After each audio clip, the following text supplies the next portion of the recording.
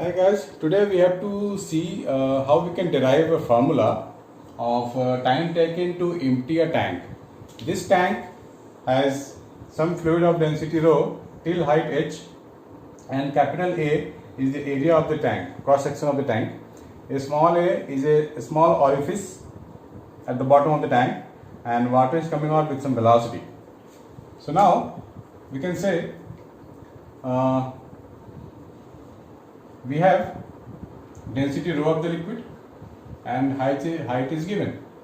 So we can relate this two things, equation of continuity, A into velocity, or this is equal to a small a into a small v for this bottom. Now let's suppose at any instant the height of the liquid is y, let it be. So this height will keep decreasing as liquid is flowing out. So we can write A into, in place of velocity v for this surface coming down, I can write minus of dy by dt, and velocity of efflux here we can write for any instant 2gy. So we can say A minus A dy by under root of y, this is equal to A under root 2g into t. So initially at t is equal to 0, y has got the value total height of the tank, liquid tank. After some time t, the liquid is already vanished out, so this is y becomes 0 only. So we can say minus a y to the power half, according to basic rule of differentiation, h0 is equal to a root 2g into t. So I am getting minus of 2a, upper limit minus of lower limit. This is. So time is coming out to be 2a upon a under root h upon 2g. Or we can make it more simpler by putting this 2 inside and further simplifying. I can get under root 2h by g. This is the total time. You can remember the last result as well, and for NEET exam you can solve it very easily. Just note it down, guys.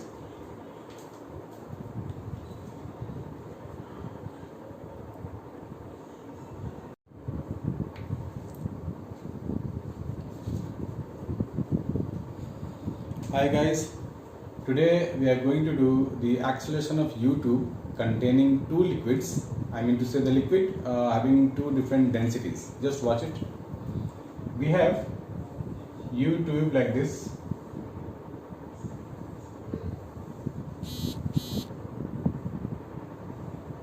height h. The level is same here. Now we have a divider which divides the liquid into two identical parts. This total length is L. I mean to say this is L by 2, this is L by 2. Let it be density rho 1 liquid and density rho 2. Now the question is that when this is accelerating towards right, this height is remain same. This height is not variable, not changing at all. Now we have to relate height, density, L or A. We have to generalize this, formulate this. So just see what we can do. Suppose in this case rho 1 is greater than rho 2. This is of higher density and this is of lower density. Maybe a reverse also, that we can do it later. So we have done it earlier also. When we have some liquid portion, we have taken a liquid portion here. This is suppose P1 and this is P2 and this is length L and acceleration is A basically. So we have derived it P1 minus P2 is equal to density into length into A, if you remember. If you don't remember, go that video only.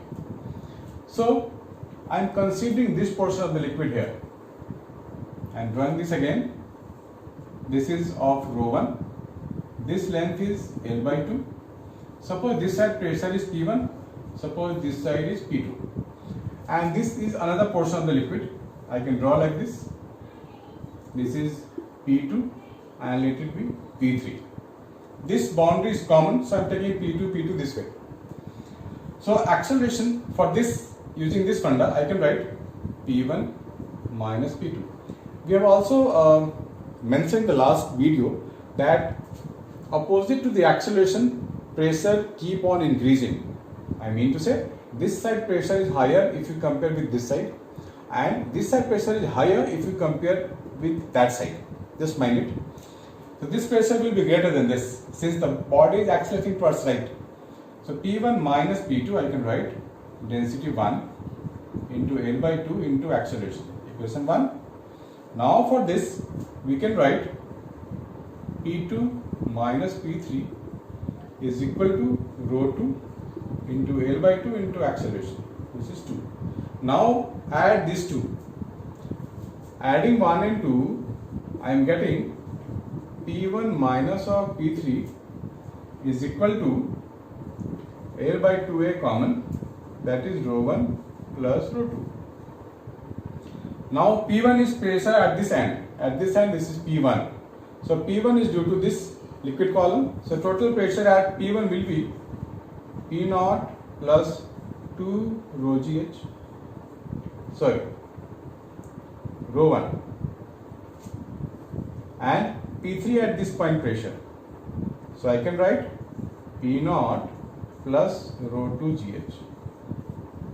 This is L by 2 A into rho 1 plus rho 2. So if you open the bracket, P0 gone, and we are having H common, GB common, we are getting rho 1 minus rho 2 is equal to L by 2A rho 1 plus rho 2.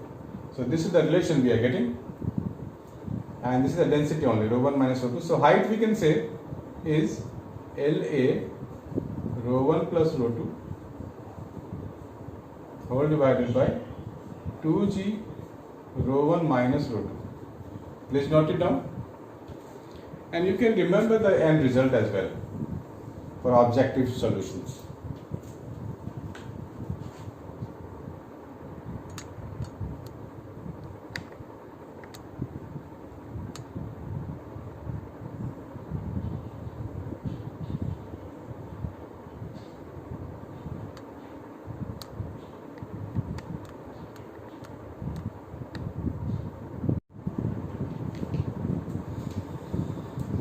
Hi guys, today we are doing equilibrium inside the fluid.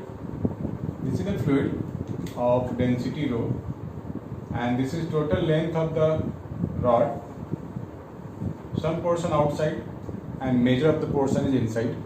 Height of the fluid is h. At equilibrium we have to find the angle theta if the rod or the stick is in equilibrium. So what we can do is draw its independent diagram. This is your theta, and this is the fluid level, height h. So we can say weight is acting somewhere here. This is mg of this, and this portion is inside the fluid. So at the middle of this,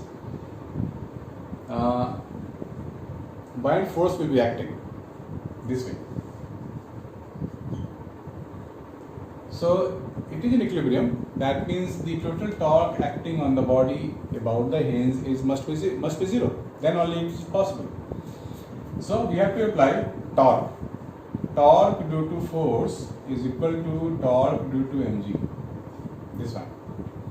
For this we need to find mg, this force, into this distance. So for mg we can say this is L by 2, this is L by 2. So this becomes, we can take L by 2, this thing. Now we have to find a distance. Now this is L by 2, then mg into this distance. What about this one, this distance? This is theta, this also becomes theta. This is 90 and this is 90 minus theta.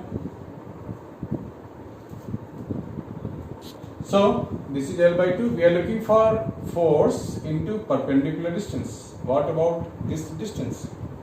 So we can apply this. This is a right angle triangle. You can draw another one. This is theta, and this is L by 2. This is base. This is perpendicular. So I am looking for this right angle triangle. We have to find this P. So what we can do is I can apply sin theta perpendicular upon hypotenuse. So P is coming out to be L by 2 sin theta. So torque of mg, write it separately. Torque of mg is nothing but mg into L by 2 sin theta. This one. Now think about this distance. This is the line of action of force F due to buoyancy into, we have to apply this distance. Now this distance is half of the entire thing. So again draw a new one diagram. This is H, force acting somewhere here. This portion is outside. So I am not interested in this. I am interested in the entire thing. This is theta. And I am interested in this wala portion, P1. Line of action of force, this is your hinge. So we can apply it in this bigger triangle. In this bigger triangle, I can write this is the length inside. So this entire thing is, let it be L dash. So I can apply base is given, and I have to find this hypotenuse. So I can write cos theta is equal to base by hypotenuse. So L dash, so basically this is the L dash which is inside the fluid. L dash can be written as H sec theta. Now half of this L dash by 2 H by 2 sec theta is the distance, this one, half and half. So in this smaller triangle, now I know this L dash by 2. This is L dash by 2, this is L dash by 2. Again I have again right angle triangle here. So I can apply sin theta perpendicular upon L dash by 2. And I know that L dash by 2 is H by 2 sec theta. So P1 is coming out to be H by 2 sin theta sec theta. This is H.